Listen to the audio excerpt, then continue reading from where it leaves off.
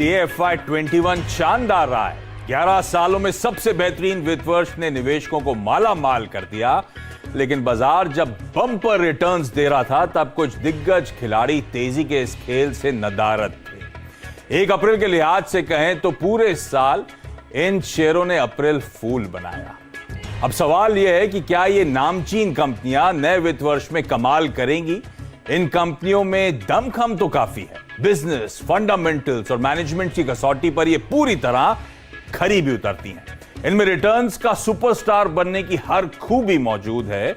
इसीलिए हम पूछ रहे हैं कि क्या अब इन शेयरों में खेला होबे?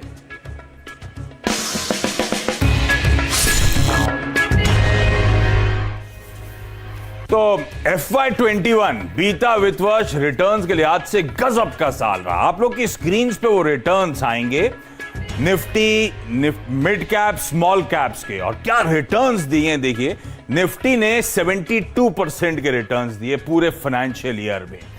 मेरे ख्याल से FY10 के बाद FY10 में 73% रिटर्न्स थे। उसके बाद पिछले दशक में इससे बेहतर किसी फाइनेंशियल ईयर में रिटर्न्स क्लॉक नहीं करे गए। मिड कैप्स में 100, स्मॉल कैप्स में 125% के रिटर्न्स। इस तरह का मैसिव आउट परफॉर्मेंस था भारतीय बाजारों का। और इसमें भी आगे अगर प्लेट आएगी, निफ्टी की 50 कंपनीज में से ऑलमोस्ट 37 ऐसी कंपनीज थी जिन्होंने 50% से ज्यादा के रिटर्न्स दिए थे। इस तरह का आउट परफॉर्मेंस, जिसमें टाटा मोटर्स, हिंडाल्को, ग्रासिम जैसे स्टॉक्स आपकी स्क्रीन पर, मैंने अलग अलग सेक्टर का रिप्रेजेंटेशन लिया। अदरवाइज कई सारे नाम मेटल्स में, स्टील्स में इसी तरह का आउट परफॉर्मेंस दिखा रहे थे। ब्रॉडर मार्केट्स में देखिए, अदानी ग्रुप के stock, Adani group, Tata group क्या रिटर्न्स क्लॉक करे। अदानी टोटल 1000% के रिटर्न्स बीते पूरे फाइनेंशियल ईयर में। इस तरह का आउट परफॉर्मेंस था across the market, across the board. लेकिन इस FY21 में कई सारे ऐसे स्टॉक्स भी थे जिन्होंने बहुत ज्यादा अंडर परफॉर्म करा। कहूं तो इस FY21 में हमें बनाया, हमारा काटा, तो दिक्कत रही उन स्टॉक के साथ। इस रैली में वो स्टॉक्स पार्टिसिपेट करते हुए नजर नहीं आए। Massive underperformance vis a vis market returns वहां पे देखने को मिले। तो बड़ा सवाल यह है, जैसे हमने लीड इन में मेंशन करा था शुरुआत में, कि अच्छी कंपनियां, सॉलिड परफॉर्मेंस, मैनेजमेंट बैंडविड्थ इन कंपनीज की बहुत स्ट्रांग। तो जो कंपनीज, जानी मानी कंपनीज FY21 में अंडर परफॉर्म कर चुकी हैं, क्या FY22 में इन स्टॉक्स को रेडार पे रखा जाए? क्या FY22 में ये स्टॉक अच्छा आउट परफॉर्मेंस दे सकते हैं? क्या FY22 में इन स्टॉक्स में खेला होबे? ये है आज की थीम। और 2 एक्सपर्ट्स, देश के जाने माने फंडामेंटल स्टॉक पिकर्स आपको आपकी स्क्रीन पे नजर आएंगे। अरिहंत कैपिटल मार्केट्स के आशीष महेश्वरी और ओम कैपिटल्स के कोलकाता से राजेश अग्रवाल। आप दोनों का स्वागत है। अच्छा, वैसे राजेश जी तो कोलकाता से जुड़ रहे हैं, महेश्वरी साहब मुंबई से जुड़ रहे हैं, लेकिन इनका भी तगड़ा कोलकाता कनेक्शन है। तो ठीक है, मैं ग्राउंड फील तो मैं राजेश अग्रवाल जी से लूंगा। लेकिन महेश्वरी सर, ये FY21 वैसे गजब का रिटर्न्स का साल रहा। मैं फोकस करता हूं जरा मार्केट्स में। जब तक क्या आउट परफॉर्मेंस भारतीय बाजारों में मैं रिटर्न्स दिखा भी रहा था, किस तरह का मैसिव रिटर्न्स हमने क्लॉक करे हैं। FY22 की तस्वीर अब जानना जरूरी है। अब कहा जाता है जब एक्सट्रीम पेसिमिज्म होता है तब बुल मार्केट की शुरुआत होती है। वो हमने पिछले साल मार्च में बिल्कुल ऐसे ही होता हुआ देखा। तो पेसिमिज्म में बुल मार्केट की शुरुआत, स्केप्टिमिज्म जब होता है तो ग्रो करता चला जाता है बाजार, ऑप्टिमिज्म में मैच्योर होता है, और जब हम लोग ज्यादा यूफोरिक मूड्स में आते हैं तो ये बुल मार्केट की समाप्ति के समय होता है। तो इस समय हम कहां खड़े हुए हैं बाजार के लिहाज से, और FY21 के अच्छे रिटर्न्स के बाद FY22 के लिए कैसी तस्वीर सामने आ रही है? आशीष, इनफैक्ट काफी हिस्टोरिकल ईयर रहा 2021 तो उस वे में, जहां पर लार्ज कैप स्टॉक्स ने भी 10-10 गुना रिटर्न दिए अपने 52 वीक लो से। तो ये बहुत रेयरली देखने को मिलता है मार्केट्स में कि जो लार्ज कैप स्टॉक्स हो वो इतने मल्टीपल टाइम्स मुनाफा दें। जैसे आप अडानी ग्रुप के स्टॉक्स देखिए, फिनोमिनल रिटर्न इन स्टॉक्स में मिला है। मेटल के स्टॉक्स में फिनोमिनल रिटर्न्स मिला है। तो इस बार ऐसा नहीं है कि लार्ज कैप स्टॉक्स हैं तो वो आपको स्लो एंड स्टडी मूव करेंगे। उन्होंने भी काफी एक्सपोनेंशियल रिटर्न 2021 में दिया है। अब 2022 में जहां तक फाइनेंशियल ईयर की बात करें तो मेरा अभी भी मानना है कि एक जो यूफोरिया फेज जो आप बात कर रहे थे वो अभी भी नहीं बना है, क्योंकि जो मार्केट रैली है वो बहुत ब्रॉड बेस्ड नहीं है कि सब कुछ नहीं चल रहा है। आप देखेंगे काफी सिलेक्टिव सेक्टर और जहां पे अच्छे नतीजे आने की उम्मीद है, वही सेक्टर आज भी मार्केट में लीड कर रहे हैं। उन्हीं सेक्टर्स में आप देख रहे हैं कि ज्यादा से ज्यादा ट्रैक्शन बना हुआ है। तो जब तक ऐसा नहीं होगा कि पेनी स्टॉक्स भी चलने लगे या जेड ग्रुप के स्टॉक्स में भी बहुत 52 वीक हाई लगने लगे, तब तक मेरा मानना है यूफोरिया जैसा सिनेरियो नहीं बना है। और अभी भी ऑप्टिमिज्म ही मेरा मानना है कि उस लेवल पे ही बाजार अभी टिका हुआ है। ये तो अभी यूफोरिक मोड पे नहीं आए हैं, तो शायद हम इस समय कहीं ऑप्टिमिज्म और यूफोरिया के कहीं बीच में हैं। अभी भी दमखम हो सकता है, बाजार में अप मूव्स देखने को मिले, लेकिन जैसे ब्रॉड बेस्ड रैली FY20 में शायद देखने को मिली थी, उस तरह की ब्रॉड बेस्ड ना हो, सिलेक्टिव पॉकेट जहां पे एक्चुअल फाइनेंशियल्स में इंप्रूवमेंट क्वार्टरली एनुअल नंबर्स में देखने को मिलेगा, शायद वो पॉकेट्स को अब आपको ट्रैक करना है, उन पे अब आपको ट्रेड्स बनाने, रणनीति बनानी है। कर लेते हैं बेहतरीन कुछ स्टॉक्स पे जिन्होंने अंडर परफॉर्म करा था। बेहतरीन क्योंकि कंपनीज बहुत अच्छी हैं। सबसे पहली जो स्टैक है वो स्क्रीन पर दिखाइएगा। इस देश की जानी मानी 2 FMCG कंपनीज जिन्होंने मैसिवली अंडर परफॉर्म करा जब निफ्टी 70-75% के रिटर्न्स दे रहा था। आपकी स्क्रीन पर आएंगे HUL और नेस्ले जैसे काउंटर्स 5-5% के रिटर्न्स पूरे बीते फाइनेंशियल ईयर में क्लॉक करें। महेश्वरी सर, हम लोग चर्चा तो करते हैं इंडिया स्टोरी, कंजम्पशन स्टोरी, इन कंपनीज की वैसे तगड़ी पकड़ है, गजब के ब्रांड जोन करती हैं, लेकिन बीते साल इन्होंने पार्टिसिपेट करके नहीं दिया। तो अब कोशिश यह है कि इन जो लेगार्ड्स हैं इनमें से कुछ बेहतरीन स्टॉक्स ढूंढे जाएं जो अगले फाइनेंशियल ईयर में अच्छे रिटर्न्स दे सकते हैं। क्या HUL, क्या नेस्ले इस कंसोलिडेशन के बाद इस साल चलने को तैयार हैं? इनमें से कोई स्टॉक चुनना चाहोगे FY22 में जो हम लोग पोर्टफोलियो में रख लें? बिल्कुल आशीष, मैं चाहूंगा कि इन दोनों स्टॉक्स में से आप HUL को सिलेक्ट कर सकते हैं इस बार अपने पोर्टफोलियो के लिए।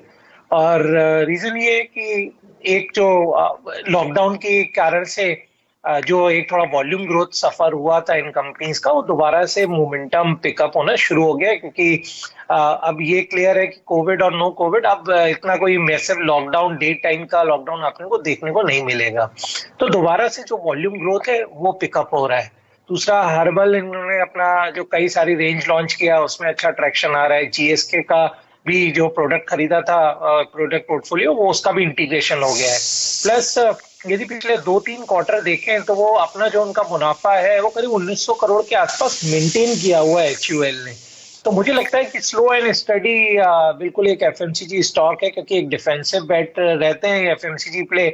और पिछले 6-9 महीने में जो ज्यादा ट्रैक्शन देखने को मिला था वो हाई बीटा स्टॉक्स में, जैसे मेटल है, सीमेंट है, ऑटो है, वहां उस सेक्टर तक ज्यादा मार्केट रैली रिस्ट्रिक्टेड थी। तो अब समय आ गया है कि अब आप HUL को बिल्कुल देखें और अपने पोर्टफोलियो का हिस्सा बनाएं। कि मेरा मानना है 2600 रुपए के ऊपर ये भाव अगले 6 महीने के अंदर बिल्कुल निकल सकता है। तो HUL को अब रडार पर रखिएगा।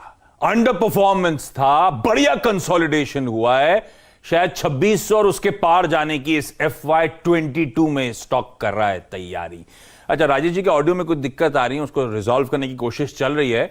एक और स्टैक आशीष जी आपके लिए। अब 2 इंटरेस्टिंग कंपनीज, भारतीय एयरटेल और ITC को स्क्रीन पर लेकर आइए। दोनों अंडर परफॉर्मर्स हैं। 17% भारतीय एयरटेल FY21 में, ITC 27% के रिटर्न्स। और ये जैसे किसी शादी में फूफा और जीजा होते हैं ना, मुंह फुलाकर साइड में बैठे रहते हैं, वैसे ही इस बुल मार्केट रैली में ये लोग भी नाराज रहे। लगा कई बार इस फाइनेंशियल ईयर में कि चलने की तैयारी हो रही है, अब लग रहा है रेंज के ब्रेकआउट आएगा, अब लग रहा है तेजी आएगी, लेकिन हर बार वो तेजी फिजल आउट हुई। इसलिए नेट रिटर्न्स ठंडे रहे इन दोनों ही कंपनीज के। और दोनों में हम रिटेल का बहुत इंटरेस्ट भी है आशीष जी। ये दोनों स्टॉक्स में से कोई चलने वाला है क्या FY22 में? और क्योंकि ITC, भारतीय एयरटेल, किसी पे दाव लगाना है, दोनों के लिए खबरें, दोनों का पढ़ो तो सब अच्छा लगता है, पर परफॉर्मेंस नहीं आ रहा सर। यही हो रहा है कि जब भी ये स्टॉक में मोमेंटम आता है तभी रिटेल ट्रेडर्स जो है वो उन स्टॉक्स में ट्रैप हो जाते हैं। ITC भी एक क्लासिक स्टोरी है। 160 रुपए के आसपास किसी को नहीं लेना था, 230 रुपए के आसपास में हर एक को स्टॉक बाय करना होता है। सेम भारतीय एक स्टोरी है कि अभी 520 में किसी को नहीं लेना, जब ये 600 रुपए हो जाएगा तब आप देखेंगे ओपन इंटरेस्ट भी बढ़ जाएगा और सारे बाय कॉल्स भी आ रहे होंगे। तो ये एक चैलेंज है इन दोनों स्टॉक्स में कि जब मोमेंटम आता है तभी स्टॉक्स में लोग पोजीशन लेते हैं। तो जो स्मार्ट इन्वेस्टर्स हैं जो इस लेवल पे एक्यूमुलेट कर रहे हैं वो वहां पे एग्जिट करेंगे, क्योंकि जो उनका ग्रोथ है आईटीसी का है या भारतीय एयरटेल का है, तो बिजनेस में कोई बड़े ट्रिगर शॉर्ट टर्म में है ऐसा नजर नहीं आता। तो जिसके चलते वो स्टॉक्स की कोई बहुत बड़ी री रेटिंग हो जाएगी ऐसा ही मानना नहीं है। तो जैसे आप देखें जो रेंज है आईटीसी का, पूरे साल का रेंज 70 रुपए का रेंज में पूरा साल निकाल दिए। तो जब तक उनका कोई डीमर्जर का स्टोरी या वैल्यू अनलॉकिंग का स्टोरी क्लियर नहीं होगा तो मुझे नहीं लगता आईटीसी में कोई बड़ा मूवमेंट आने वाला है। मुझे लगता है भारतीय एयरटेल एक बेटर बेट है इस लेवल पे। पिछले 2-3 महीने से स्टॉक जरूर अंडर परफॉर्म कर रहा है, बट चूंकि टेलीकॉम में एक 5G का जो एक फैक्टर है वो जैसे ही लॉन्च होता है तो यहाँ पे आपको एक 10-1% की अपसाइड देखने को मिलेगी। तो मेरा सलाह रहेगी कि भारतीय एयरटेल को इस लेवल पे एक्यूमुलेट करें और 560-570 की रेंज में एक बार निकलने का भी प्रावधान करें। एंट्री लेनी है लेकिन स्मार्टली एग्जिट भी कर जाने के मौके होंगे। 10-15% का अपसाइड डिसेंट होगा, एग्जिट करें भारतीय एयरटेल में। उसके बाद आईटीसी में वो कंसेंस। अच्छा, इन दोनों के साथ इशू ये भी है कि इनकी पीयर सेट ने बहुत अच्छा आउट परफॉर्मेंस दिखाया था, तो होप जागती रहती है कि कभी ना कभी ये भी चल के देंगे, पर शायद इश्यूज हैं अभी भी। ध्यान रखिएगा, जब हम रिटेल पार्टिसिपेट करते हैं तो दिग्गज इन्वेस्टर्स चेकआउट कर जाते हैं, तो आप 10% के अपसाइड के भारतीय एयरटेल में लेवल्स के आसपास दाव लगा सकते हैं। उसके बाद आप भी मुनाफा बांध लीजिएगा। वो री रेटिंग और मल्टी बैगर वो सब जब होगा तब होगा। इस समय हमें स्मार्टली स्टॉक्स में FY22 के लिए भारतीय एयरटेल में एक ट्रेड बनाया जा सकता है। राजेश जी को फाइनली फोन लाइन पे जोड़ना पड़ गया है। सुना आजकल वहां पे वो कुछ इलेक्शन हैं तो बहुत फोन वोन लग रहे होंगे, तो कनेक्शन में दिक्कत आती रह रही है, तो लाइव लिंक तो दिक्कत कर गया है। दिख तो रहे हैं लेकिन पता नहीं अब आवाज कितनी अच्छी आती है। राजेश सर, 2 स्टॉक्स सरकारी कंपनीज वो स्क्रीन पर आएंगी, कोल इंडिया और इंडियन ऑयल कॉर्पोरेशन, दोनों मैसिव अंडर परफॉर्मर्स। कोल इंडिया FY21 में 7% गिरा, 7% का डिक्लाइन हुआ। आईओसी महज 10-12% का ही रिटर्न दे पाया, और चर्चाएं बहुत होती रहती हैं कि बहुत पिट गए हैं, देखिए किस तरह की डिविडेंड अट्रैक्टिवनेस है। कई लोग इसको बैंक एफडी के रिटर्न से कंपेयर करते हैं कि देखिए डिविडेंड वैसी देती है, कैपिटल एप्रिसिएशन अपनी जगह आएगा, पर ये सब चल के नहीं दे रहा है उसके बावजूद। राजेश सर, कुछ लेओगे आप इन सरकारी, कोल इंडिया, आईओसी, इन दोनों में से, जो कि FY21 के डड्स थे?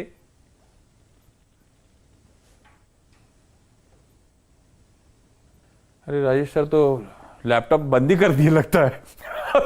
एक बार ट्राई करते रहिए डायरेक्टर साहब, भैया राजेश सर की मदद करिए, जो भी है ठीक करिए। टेक्नोलॉजी के साथ मेरे भी बहुत इशू होता है, कंप्यूटर कभी कुछ दिक्कत आती है तो मैं भी शट डाउन करके ठीक कर पाता हूं, अदरवाइज मुझे भी नहीं आता। तो दिक्कत हो रही है, डॉक्टर साहब मदद करेंगे। आशीष सर, उस बीच में एक और पैक आपके लिए, वो है एमएनसी फार्मा। ये और उसमें भी फॉरेन ओनरशिप वाली कंपनी। एमएनसी तो सब हिंदुस्तानी कंपनियां भी हो गई हैं, फॉरेन ओनरशिप वाली कंपनीज। अब उसमें 2 कंपनी स्पेसिफिकली जो पूरे साल चर्चा में रही, देश दुनिया हर जगह, एस्ट्राजेनेका और फाइजर। और ये दोनों स्टॉक्स अपने साल के हाई से मीनिंगफुली करेक्ट होकर इस समय कामकाज कर रहे हैं। FY21 के रिटर्न स्क्रीन पर आएंगे, 25% एस्ट्रा के, फाइजर के महज 12% के। पूरे साल में सिर्फ इस तरह के रिटर्न्स क्लॉक करें उन्होंने बीते फाइनेंशियल ईयर में। और सिर्फ इन दोनों की कहानी नहीं है, ये दोनों क्योंकि चर्चा में थे इसीलिए मैं आपको आपकी स्क्रीन पे दिखा रहा हूं। अदरवाइज एमएनसी फार्मा में GSK फार्मा, सनोफी जैसी कंपनीज सब रैंक अंडर परफॉर्मर्स रही हैं बीते फाइनेंशियल ईयर की, पर ये क्योंकि चर्चा में है और एमएनसी वॉर्स छिड़े हुए हैं, तो इन दोनों स्टॉक्स में मैं जानना चाहता था। आशीष सर, मोमेंटम स्ट्रांग हुआ था जब इनके अपने वैक्सीनेशंस के अप्रूवल्स की खबर और सब चल रही थी, उसके बाद वो रैलीज फिजल आउट होती हुई नजर आई हैं। ये एमएनसी फार्माज, गजब की कंपनीज, स्ट्रांग पेरेंटेज, FY22 में कुछ करके दिखाएंगी या नहीं दिखाएंगी सर? जो फार्मा सेक्टर है वहां पे अपने अलग सेट ऑफ चैलेंजेस हैं। जैसे चैलेंजेस में है कि क्योंकि अब हेल्थ को लेकर सारे जो इंडिविजुअल्स हैं वो ज्यादा कॉन्शियस हो गए हैं और अपना प्रॉपर टेक केयर कर रहे हैं, तो जो बहुत सारी डिसीजेज होती थी वो होनी कम हो गई, तो जिसके कारण से जो वॉल्यूम ग्रोथ आती थी फार्मा कंपनियों में वो काफी कम हो गई, क्योंकि अब आप ज्यादा मूवमेंट ही नहीं कर रहे हैं तो लोग के एक्सीडेंट नहीं हो रहे हैं, तो आपको जो ऑर्थोपेडिक की दवाइयां नहीं बिक रही है, आप फुल टाइम मास्क लगाए हुए हैं तो आपको रेस्पिरेटरी प्रॉब्लम्स नहीं हो रही हैं, तो वो सेगमेंट में कोई बहुत ज्यादा वॉल्यूम्स नहीं है। तो इस सेक्टर में हमने देखा, ये जैसे फाइजर की बात करते हैं तो फाइजर में वैक्सीन लॉन्च के चलते हुए जो हमने 3800 रुपए से 5900 रुपए तक की एक बड़ी रैली देखी, और उसके बाद जब ये मालूम पड़ा कि भारत में वैक्सीन को अभी अप्रूवल नहीं मिलेगा उनकी बनाई हुई, क्योंकि हमारी लोकल वैक्सीन को ही प्रमोट कर रहे हैं, तो एक करेक्शन भी आ गया। बट अभी भी मेरा मानना है फाइजर में काफी वैल्यू है, 4500 रुपए के आसपास बिल्कुल इस स्टॉक को एक्यूमुलेट किया जा सकता है, क्योंकि अभी भी जो वैल्यूएशन है अभी 30 के प्राइस अर्निंग मल्टीपल पे वो FY23 के अर्निंग्स पर ट्रेड कर रहा है, और जो उनके पास में प्रोडक्ट पोर्टफोलियो है वो जनरल हेल्थ का भी काफी बड़ा पोर्टफोलियो है, तो बिल्कुल फाइजर को इस लेवल पे मेरी एक्यूमुलेट करने की सलाह रहेगी, और MNC फार्मा कंपनीज में फाइजर इनफैक्ट अभी इस लेवल पे बेस्ट बेट नजर आता है। फाइजर को रडार पर रखिए, सबसे बेहतरीन बेट एमएनसी फार्मा में, और बहुत ठंडा परफॉर्मेंस बीते फाइनेंशियल ईयर, ऑफ हाइस ट्रेड कर रहा है। 5000 के लेवल्स, 5000 के लेवल्स ये स्टॉक दिखाता हुआ नजर आएगा। इसके ऑलमोस्ट 6000 के मेरे ख्याल से पिछले साल के हाईस थे, तो वापस तेजी तूल पकड़ सकती है एमएनसी फार्मा में। स्टॉक पे तो हमने बात करी, HUL रखना चाहिए, भारतीय एयरटेल 10-12% के अपसाइड के लिए अभी भी अच्छे मौके हो सकते हैं एंट्री पाने के, और फाइजर आपकी स्क्रीन पर, यह भी एक रैंक अंडर परफॉर्मर जिसमें खरीदारी करने के मौके। बेहतर वाले सरकारी, बड़े सरकारी बैंक्स को सिर्फ इंक्लूड कर रहा हूं, सब में देखिए किस तरह का ठंडा परफॉर्मेंस था। SBI अपने आप में उन नंबर्स के बाद गजब की रेटिंग दिखा गया, हालांकि वो भी फिजल आउट हुआ, लेकिन बाकी स्टॉक्स तो वहीं के वहीं, और देखिए क्या ठंडा परफॉर्मेंस था जब small caps mid caps double हो रहे थे, स्मॉल कैप 125% के रिटर्न्स दे रहे थे इंडेक्स के लिहाज से, इस तरह का परफॉर्मेंस था। राजेश जी, लेकिन FY22 के लिए कोई सरकारी बैंक लेके जाना है क्या? खरीदने के मौके हैं क्या कहीं? देखिए, मैं समझता हूं कि अगर इसमें बहुत ज्यादा बढ़त नहीं होगी तो नुकसान भी नहीं होगा, क्योंकि इससे कई कारण है। एक, आने वाले दिनों में हम देखेंगे कि कुछ सुधार होता हुआ है। Q3 के नंबर्स भी देखें तो प्राइस सबके ही ठीक ठाक आए थे। NPA प्रोविजनिंग हमें देखनी होगी, जो सुप्रीम कोर्ट के नए ऑर्डर आए हैं उसके बाद किस तरीके के आते हैं। लेकिन सबसे बड़ी बात है, जैसे अभी फिलहाल हमने देखा भूषण का रिजोल्यूशन हुआ और कुछ बैंकों के पैसे आए, तो उस तरीके से कुछ रिजोल्यूशन हो गए, बैंकों के पैसे आएंगे तो वहां बॉटम लाइन सुधरेगी। 14,500 करोड़ के आसपास PCA वाले बैंक, जिसमें सेंट्रल बैंक, IOB, यूको है, उसमें ढाला गया है, बैड लोन्स में रिडक्शन आएगा, तो मुझे लगता है कि आने वाले दिनों में थोड़ा सुधार होते हुए नजर आएगा। इसमें अगर कुछ चुनिंदा चुनना हो तो मैं समझता हूँ बैंक ऑफ बड़ौदा या PNB पे ध्यान देना चाहिए। PNB और बैंक ऑफ बड़ौदा, ये वो सरकारी कंपनी, सरकारी बैंक्स जो FY22 में होपफुली बढ़िया रिटर्न्स देकर जाएंगे। महेश्वरी सर, हम लोग MNC फार्मा डिस्कस कर रहे थे, कुछ और दिग्गज MNCs हैं, बाटा और यूनाइटेड स्पिरिट्स को स्क्रीन पे दिखाइए डायरेक्टर साहब। क्या ठंडा परफॉर्मेंस था, गोरों का ना जूता ना दारू चली सर, लेकिन कंपनीज गजब की हैं। तो FY22 में एक्सपेक्ट करूं किसी में कुछ बेहतर रिटर्न्स, कहीं पे कमाई के मौके, किसी में खरीदारी कर ली जाए इन दोनों में से? बिल्कुल, मेरी सलाह बाटा को खरीदने की रहेगी आशीष। मेरा मानना है लास्ट क्वार्टर में कंपनी ने जो 26 करोड़ का मुनाफा किया, वो शो करता है कि दोबारा से ट्रैक पर धीरे धीरे आ रहे हैं। दूसरा, थोड़ा सा मोबिलिटी लोगों की दोबारा से बढ़ रही है, स्कूल कॉलेजेस भी ओपन हो रहे हैं पैन इंडिया बेसिस पे, तो जो एक बिल्कुल मूवमेंट रुक गया था इन्वेंट्री का, तो वो सब दोबारा से शुरू हुआ है। प्लस उनका ई-कॉमर्स के थ्रू भी बाटा अच्छा सेलिंग दोबारा से कर रहा है, तो मेरी सलाह रहेगी कि बिल्कुल बाटा में बाइंग की जा सकती है। यूनाइटेड स्पिरिट पे मैं अभी भी इतना बुलिश नहीं हूँ, क्योंकि अभी भी लोगों को बहुत कंसर्न है कि यदि अल्कोहल का कंजम्पशन बढ़ाएंगे तो गला खराब हो जाएगा और कोविड वगैरह भी हो सकता है, तो कई सारी एप्रीहेंशन के चलते हुए अल्कोहल का कंजम्पशन थोड़ा अभी रिस्ट्रिक्टेड है, बट शूज का कंजम्पशन बिल्कुल बढ़ रहा है, शूज का सेलिंग बढ़ रहा है, तो बाटा मेरी सलाह रहेगी बाय करने के लिए। 1600 1650 के टारगेट आपको अगले 6 महीने में दिखाई दे सकते हैं। इंटरनल क्लेंजिंग होती है, ऐसा नहीं होता क्या आशीष सर? नहीं, क्लेंजिंग तो नहीं होती, क्योंकि आपको बर्फ डाल के कंज्यूम करना पड़ता है। तो अभी चूंकि आप अवॉइड कर रहे हो कोई भी चीज ठंडा पीना। और नहीं, ये बात भी है, कई लोग वैक्सीनेशन के बाद भी कहा जा रहा है कि ना लीजिए, तो कई लोग परहेज एक्चुअली कर रहे हैं, जिनके वैक्सीनेशन हो चुके हैं वो भी अवॉइड कर रहे हैं 2-3 महीने के लिए, क्योंकि अगला वैक्सीनेशन दूसरा जैब भी आपको 2 महीने बाद लगना है, उसके 1 महीने बाद आप शायद शुरू करो, ना करो तो बेहतर ही है।